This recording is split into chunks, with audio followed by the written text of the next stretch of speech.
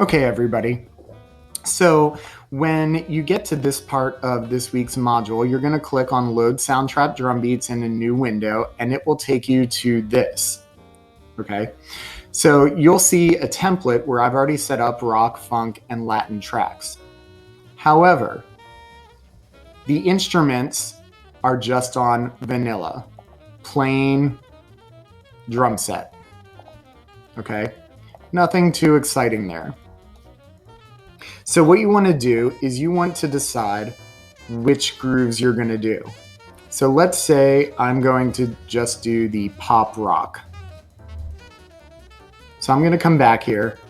I'm going to double click here and rename it pop rock. That way, when I see your project, I know exactly which groove you're trying to create. Then I'm going to click on the instrument and I'm going to open this up and see if there might be a better kit for what I'm looking for. Maybe it's a garage kit. And I'm gonna actually have you click on patterns, because this will show you the instruments being used with that and give you an idea of the sounds. You can also use this format, which is obviously a drum set format, and you can use your keyboard to hit the different instruments or just use your cursor. So you want to experiment with these different instruments and see what might work best for you. Maybe the vanilla is fine, maybe it's a pop. There are all sorts of different kits in here. There's even a Latin kit, which is probably something you're going to want for the Latin kit, or for the Latin groove. Okay, so for the rock, I'm just going to go back here to that garage kit.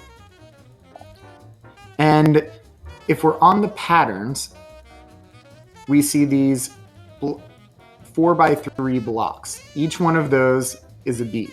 So beat 1, beat 2, beat 3, beat 4. So let's say I want 4 on the floor and the kick. 1, 2, 3, 4. And I want eighth notes in the hi-hat. So think about notation, right? And I want a snare on 2 and 4. So if we look at that, well, okay, I've got my hi-hat. I want the snare on 2 without a bass, and I want a bass on an eighth note, bass on beat 3, and a snare on beat 4. So on beat 2, I'm going to take my bass away. I'm going to take my bass away, and I'm going to put it on that eighth note. And then on beat 4, I'm going to take my bass away and have the snare drum. So this is what I get. And you see up here, it's already put it in.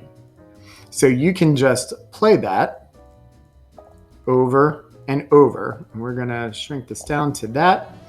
So that's one full measure, 1, 2, 3, 4 beats. And you can play it over and over. Next, when you go on to the next track, you want to make sure that that is not armed. Rename the funk, and then go in and change the instrument to what you want it to be. Another thing that you can do is add. So you can add a hi-hat open, you can add a crash, and you can change these to different things. So if I click on these option arrows, it opens up a whole bunch of different things that I can do. Each of the different kits is going to have a different sound for the crash or the rim shot or whatnot. So that's where you're going to have to experiment and explore. Once you're done with everything, make sure that you save, or if you're just done for the day, make sure you're saving a lot, okay?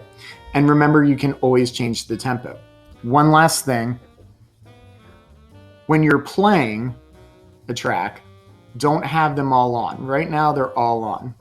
you want to mute whatever you just want to listen to. You can also just solo it.